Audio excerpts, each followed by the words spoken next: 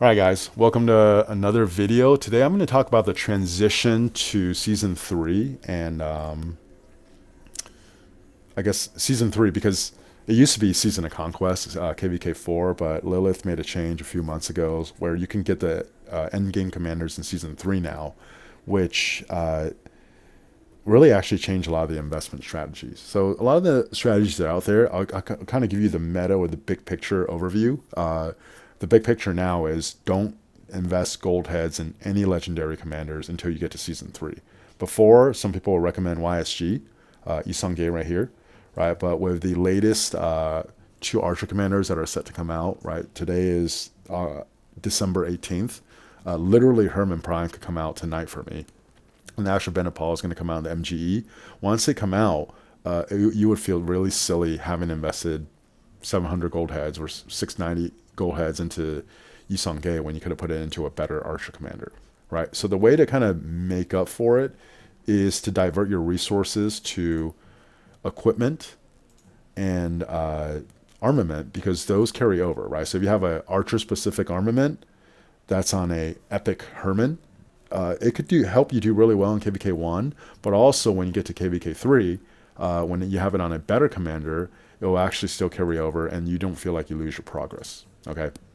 The other part is I want to give you the analogy of, like, think of it like swimming down a river, right? And that's really like what investing in commanders is.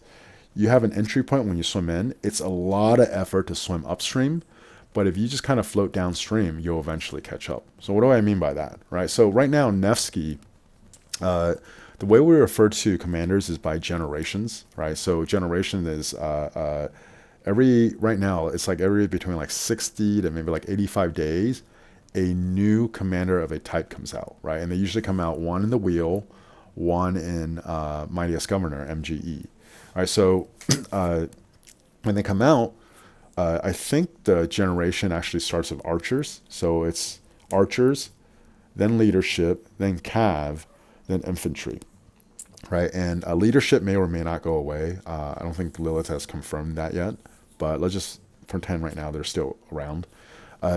Once you work through a cycle, right, from archer through leadership to cav to infantry, then when the archer comes around again, that's considered the next generation.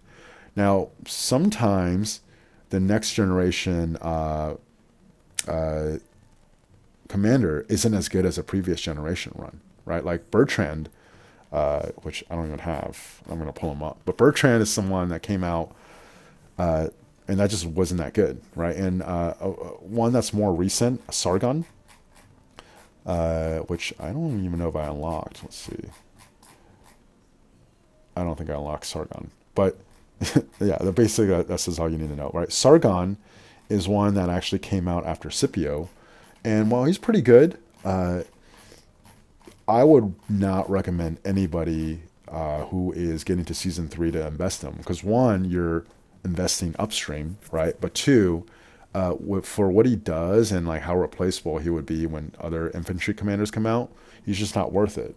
Whereas Scipio, who came out before Sargon, his kit is just really good, and you can project forward that even when another infantry comes out, if they replace anyone, it'll probably be Sargon and not Scipio. So he's actually safe to invest in, right? So the whole idea when you're investing in when you get to season three or KVK, wow, word salad here.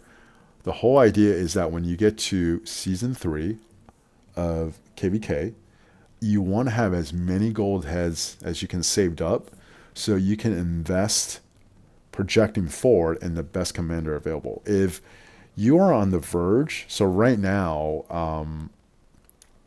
let's just say Herman Prime is clearly going to be broken, right? So that's not for sure, but a few months ago when Zhuge Liang came out, when his kit came out, he was just clearly going to be the best archer commander out there. Like, he's someone you're going to invest in for sure, right? So if you watch other content creators when they make a investment tier guide, that's kind of what they're talking about. It's like, hey, it doesn't mean these other commanders aren't good. It's that when you invest in them, right?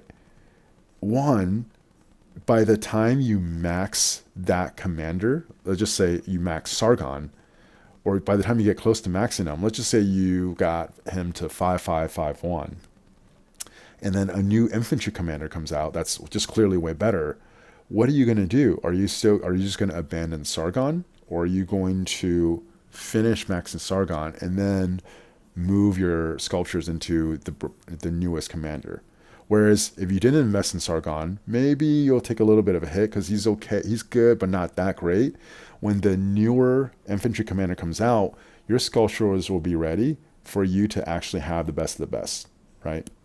So when you are getting into season 3, that's something to consider is, okay, one, you just don't want to spend any gold heads. But then when you get there, when you're investing, that's why that investment tier order matters. Another one that I don't think a lot of people talk about is how many marches do you want to have, right? Because if you're just investing in one march, right, you only have to worry about 2 commanders, and then just like one set of gear and one set of armaments. It's actually really easy to get the best of the best. Well, let me take it back. Maybe not the best of the best, but to get really, really good gear, really, really good armaments, and max out your commanders because you only have to worry about one march. And there's a lot of people that in KVK, they're showing you like, hey, they're actually able to get that 30 mil kill achievement just for one march, just because they're trading so efficiently, their commanders, their gear, their armament's so good, and they're playing enough where they can get it, right? Whereas if you're dispersing that over 3 marches, it's going to be a lot harder to build up. And if you're dispersing it out to 5 marches, that's even harder. So in my opinion, when you're transitioning to KVK3, some of the things you could do to make that easier if you're a spender is to max Minamoto, right? Minamoto is a great commander in season 1 or KVK 1, and still actually really good in Season of Conquest because of his museum. And he's someone that you can only get when you buy him in the VIP shop, and you can get him early, right? So if you max him, you'll have someone that could perform for you. You can still spend your resources on the gear and the armaments. And then when you get to Season of Conquest, you might use him for a few KVKs until, you know, you kind of catch up with the archer, the latest and greatest cavalry commander, when you don't need him anymore, and then you can bench him. And that's actually a really good investment. Whereas, like, for example, if you try to invest in someone like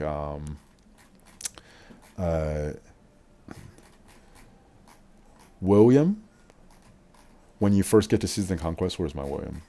I almost have him maxed. He's a 5554, right? He's still actually really good right now, but if you're trying to invest in him because he's one of the 4 best, right? Like Huokyu Bean William is the undisputed second best cavalry pair right now.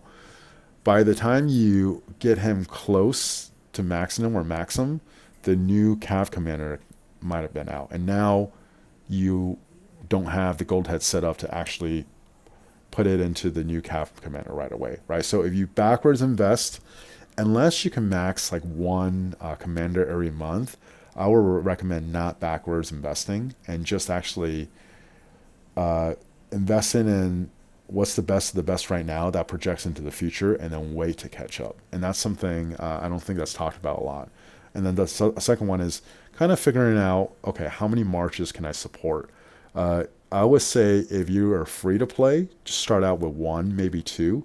And the goal is to get 3 good marches. There are some like free to play monsters that can do more, but those, the amount of time I feel like they put into the game to do that is pretty crazy. And that's not normal for most free to play, right? If you're a low or mid spender, I think 3 marches when you first enter season 3 is reasonable. And then if you're a whale, probably still 3 marches. And the reason why you do 3 marches is because it will allow you to easily work on, you know, 1 armament set for each troop type, and you can still do, you know, one equipment set for each troop type, and that will allow you to always cycle on the best of the best. And then if you're like a super kraken or a whale, still don't invest in any gold heads because you need the gold heads. And then you can maybe do 5, but just know like it's easier to just do 3, have 3 good marches, and eventually add a 4th and a 5th, as opposed to the route I went, which I had five sets of gear, five armament sets, and the quality of my marches weren't that good, and it took a little while to catch up. And having done that, like right now I have 6 marches, right? My account is like 500 days, 500 something days. That's not normal for most people with my account age. Definitely wouldn't actually recommend that. Okay. So hopefully you guys got something out of this. I will say this, the transition to Season of Conquest for me was really frustrating. There were people that I felt like I was fighting on par with, even in my own kingdom, but they had migrated back maybe once or a few times. Just when Season of Conquest opened, they had access to the commanders that they weren't able to use before, access to equipment they weren't able to use before. They just boosted away.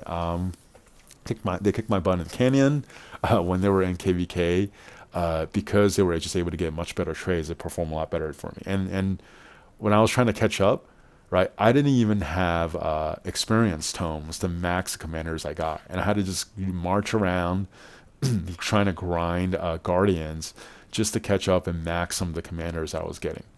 Right, so if you do plan on playing the game long term, my meta or big picture recommendation for you is work on equipment and armament, right? And then the epic commanders are good enough, and you are going to spend then Minamoto and Mechmed, because they'll actually help you transition when you get to Season 3, KVK and beyond. And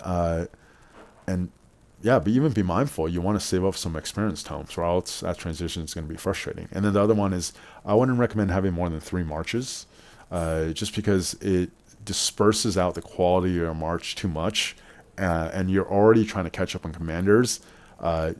Having worse gear than you would have had if you had less marches, and then worse armament doesn't help either. Okay, so hopefully those are some things to think about.